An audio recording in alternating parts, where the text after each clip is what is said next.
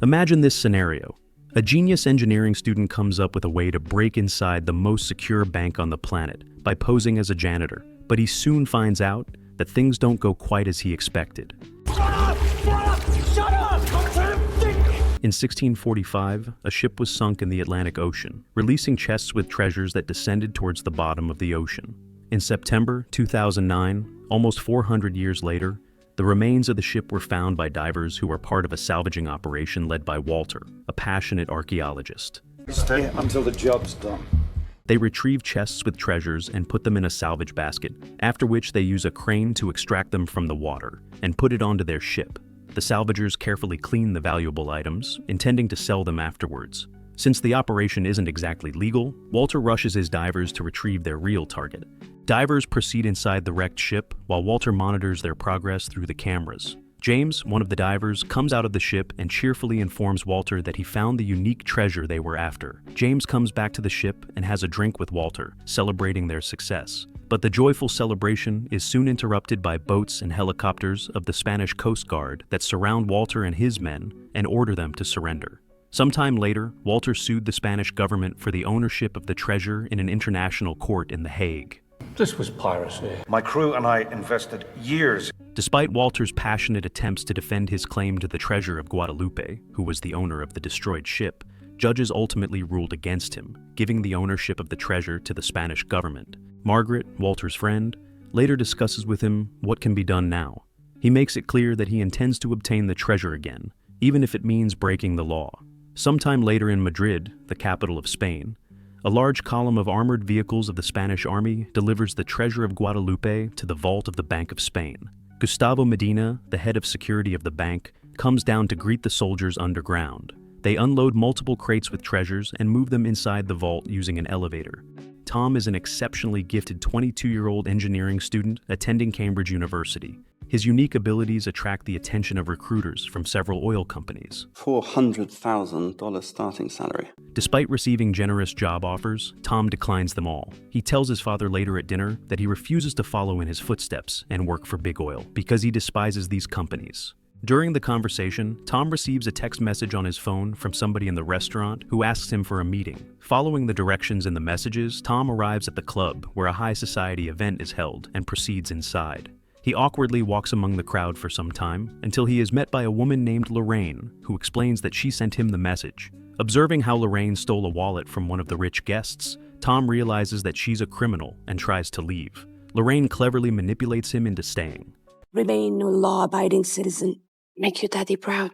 It's okay. Later, Lorraine introduces Thom to Walter. Impressed with Thom's abilities, Walter offers him a job. He wants to break into the most secure vault in the world, and he needs Thom's help to do it. Not just looking for a solution to a problem. I don't know what the problem is. Initially reluctant, Thom nevertheless listens carefully to Walter's arguments and tells him he'll think about it. From the description of the job, Thom figures out that the vault in question is the vault of the Bank of Spain.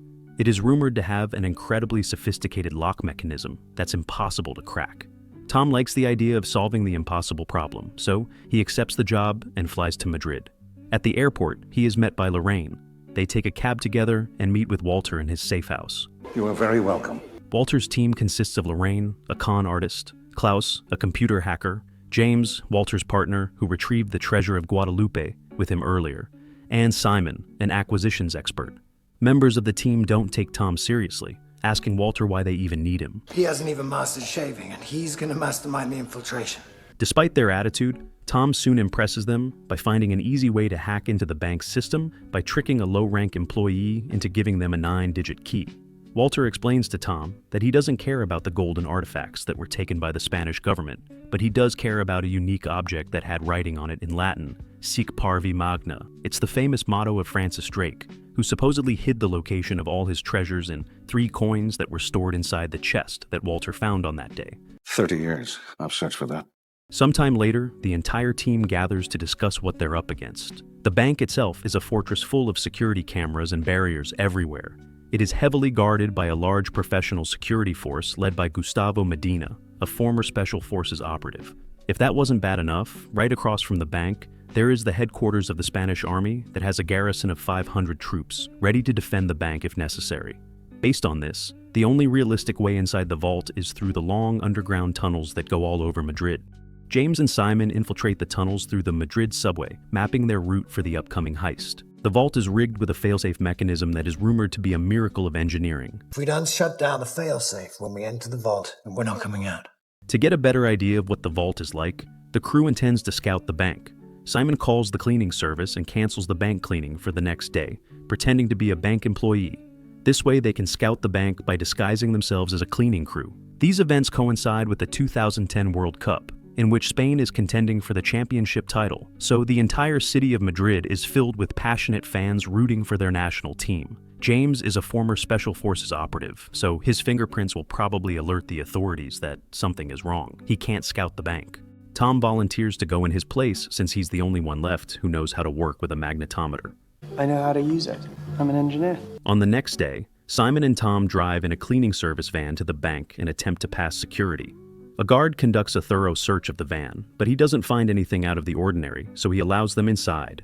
Meanwhile, Lorraine enters the bank in disguise and under a fake name, pretending to be a rich art dealer that needs to evaluate paintings in the bank with a scanner. I'm Gustavo Medina, head of security. Piacere. While talking to Gustavo, Lorraine cleverly tricks him into leaving his fingerprints on her cup of coffee. Simon and Thom are cleaning the bank and slowly move towards the basement, where Gustavo looks over the security camera footage with constant vigilance. Instructed by Klaus, who timed the intervals of the cameras, Simon manages to avoid detection when he enters the room with servers that handle the bank security system, and places inside one of them sophisticated hacking equipment that allows Klaus to get full access to the system. Meanwhile, Munoz, one of the security guards, escorts Lorraine into a room with expensive paintings and leaves. Lorraine hides the coffee cup that has Gustavo's fingerprints on it. She goes over the painting with a scanner, after which Klaus loops the video footage of her working with a painting and puts it on for Gustavo to see, while in reality, Lorraine starts cracking a safe behind the other painting. Lorraine opens a safe and retrieves one of the 2 keys to the vault. She uses a scanner to create a perfectly accurate digital copy of the key. Klaus uses the same camera trick to give Thom access to a conference room where he sets up a magnetometer under the large table and starts scanning the vault mechanism that is right below the conference room. Having scanned the first key, Lorraine rushes to hide it back into the safe. And just in time, because she is suddenly joined by Mariano Bellido, the chairman of the bank. I cannot place the artist. It's my wife. It's a big problem because Gustavo still sees the old footage of Lorraine scanning the picture, so she cleverly asks Bellido to take a photo of her scanning the painting. He's still in the frame, so she awkwardly asks him to take one from the other side of the room. The old man reluctantly complies and walks out of the frame. This way, when the camera switches to real footage, it looks like nothing has changed, so Gustavo doesn't notice anything. Another problem arises when a big crowd of bankers heads towards the conference room, where Thom is still working with the magnetometer. We need to abort. No, we won't get a second chance. Since there is no time to run, Thom decides to simply hide under the table and wait until the device finishes its work. Lorraine is escorted into a room with a second key. Bellido leaves the room. Since this room has no cameras, Lorraine opens the safe, extracts the key, and starts scanning it without problems. The magnetometer process gets stuck. Thom tries to fix it but inadvertently causes a power surge that triggers a fire alarm. Everyone runs out of the room, giving Thom a chance to flee. Gustavo orders the entire bank to be sealed off, prohibiting anyone from leaving until he orders otherwise. Soldiers move out of their barracks and quickly surround the bank, leaving no chance for anyone to leave. Alerted by Klaus about the chairman approaching her, Lorraine grabs the second key and reluctantly leaves the room with the safe still open inside, since Lorraine is forced to go downstairs along with everyone else. Walter orders her to covertly drop the key into Thom's hands. He goes to the room, puts the key back into the safe, and then closes it. Klaus alerts Thom that a guard is approaching the room. Instead of hiding, Thom cleverly puts earphones in his ears, claiming that he didn't hear the fire alarm. It works, and the annoyed guard simply escorts him downstairs to the rest. The extensive search gives no results, so Gustavo reluctantly allows his men to release the people held in the bank. Sometime later, the crew analyzes the scans that were made by the magnetometer. Despite the gaps in the scans, Thom is able to deduce that the vault sits on a giant scale underneath a large water reservoir. If the weight on the scale fluctuates even a little bit, the vault is automatically sealed off and filled with water, drowning the robbers inside. So what's the solution? I don't know, but we know what the problem is. Thom spends days working on the scale problem, but the solution still eludes him. Checking on his progress, Lorraine finds out that he may have feelings for her. Meanwhile, Simon and James double their efforts to find a tunnel that leads directly to the vault. They eventually find a small passageway that leads them inside a large room where the foundation of the vault is located. Looking at the supporting beams of the foundation up close, they realize that it's a scale. She was right. It is a scale. Scanning the wall, the two discover some bad news. Apparently, the wall of the vault is made of titanium-reinforced concrete, so thick that it would take many months to drill it without raising the alarm. Utterly disappointed with the discovery, Walter angrily leaves the cafe. The team assumes that the heist is cancelled. While walking the streets, Walter rethinks the plan while listening to the loud, cheerful screams of the football fans below. Observing them, Walter gets an idea. He looks through the binoculars and notices that all the security cameras in the street are pointed directly at the crowd of people that gathered in Sibley Square to watch the game on the big screens, creating a blind spot around the bank. Walter realizes that during the World Cup final, it will be the same, giving the crew 105 minutes to infiltrate the bank from the top, steal the treasure from the vault, and leave before cameras point at the bank again. Excited about the new idea, the crew cheerfully watches the match between Spain and Germany as they desperately need Spain to win this match to participate in the final. Spain wins. A large crowd of Madrid fans gathered in Sibley Square happily celebrates their national team's victory. However, Thom is still struggling with the scale problem. At the bank, Munoz talks to the janitor. In a casual conversation, he informs Munoz that on the day when the fire alarm went off, their company wasn't cleaning the bank because someone called off the cleaning on that day. Being perceptive, Gustavo immediately realizes that the fake janitors were in fact robbers that were scouting the bank for a future heist. He looks into security files with Simon's and Thom's photos. Checking with the police, he finds out that they used fake names. Gustavo presents this information to the chairman Belito, suggesting that these two men are planning a robbery. By going through the security system, the crew accidentally finds out to their dismay that Gustavo is after them. Gustavo Medina knows someone's after the vault. Place is a trap. James is becoming increasingly disillusioned with the plan, blaming Thom for all their problems. Walter asks for help from Margaret, who works for the British MI6 service. Instructed by Walter, she lies to the Spanish government, telling them that the two men who infiltrated the bank were just arrested in London after having scouted banks all over Europe. Despite Gustavo's passionate objections, Bellido considers the matter closed. He refuses to interfere with the fans' rights to watch the game in Sibley Square. Seeing that Thom is burning out from the stress that was put on him, Lorraine tells him to take a break with her. They go to a club and have a good time, dancing to an upbeat tune. Later in the bar, Lorraine reveals to Thom that Walter raised her after her parents died. While they're talking, Thom notices a bartender using liquid nitrogen to freeze the glasses before putting cocktails in them. This gives Thom an ingenious yet simple idea. He later demonstrates it to the group. Thom uses a scale to measure the weight of water in a glass. He then removes the glass and covers the scale with liquid nitrogen. Thom puts the glass with water on the scale again, but this time the weight doesn't register because the mechanism of the scale is frozen. Similar to this experiment, they can defeat the scale in the vault by freezing it with 500 liters of liquid nitrogen. He's genius, Thom. It's simple. Despite objections from James, Thom insists that he must go with them inside the bank during the robbery. They go over the details of the plan. Klaus uses a scanner to read Gustavo's fingerprints from the coffee cup Lorraine obtained earlier and creates a rubber thumbprint for them to use in the robbery. Using the key scans made by Lorraine, he also recreates the metal keys to the vault. Meanwhile, Simon obtains liquid nitrogen. On the night before the robbery, the group gets together and follows the ancient no-regret tradition. Before a dangerous voyage, sailors would drink rum and talk about what they regret in their lives. On July 11th, the World Cup is going to end in a final match between Spain and the Netherlands. Sibley Square is slowly filled with thousands and thousands of passionate football fans. Meanwhile, every member of the crew gets in position, preparing for the heist. James, Thom, and Lorraine get to the rooftop of the building neighboring the bank. All right, guys. Here we go. James shoots a grappling hook at the bank's roof, after which the three use the rope to get to the other side. Arriving at the roof, they move to the glass ceiling of the bank and remove one of the panels. Klaus puts camera footage downstairs on a loop, giving the three robbers 50 seconds to descend into an empty bank foyer and quickly get out of the camera's way. They move upstairs but are soon stopped by a patrol of armed guards. Advised by Klaus, they manage to avoid detection and get inside one of the rooms, from where they proceed through the ventilation. After a long, tiresome crawl, they end up inside an elevator shaft. The first half of the football match is over. The crew is getting behind schedule. James descends on a steel cable towards the elevator. Thom and Lorraine follow him and get inside the elevator, after which they open its doors and enter a large room. The path leads to the other side of an abyss, so the three robbers assemble a long ladder and lower it onto the other side. Thom carefully climbs the ladder, but he gets very nervous and almost falls down from worrying too much. Look at me. You're good. Lorraine calms him down, so Thom successfully crosses the abyss. James follows him, but almost falls down as well because the other side of the ladder is slipping. In a sudden burst of heroism, Thom catches him at the last possible moment and manages to pull him up, saving his life. I'll buy you flowers.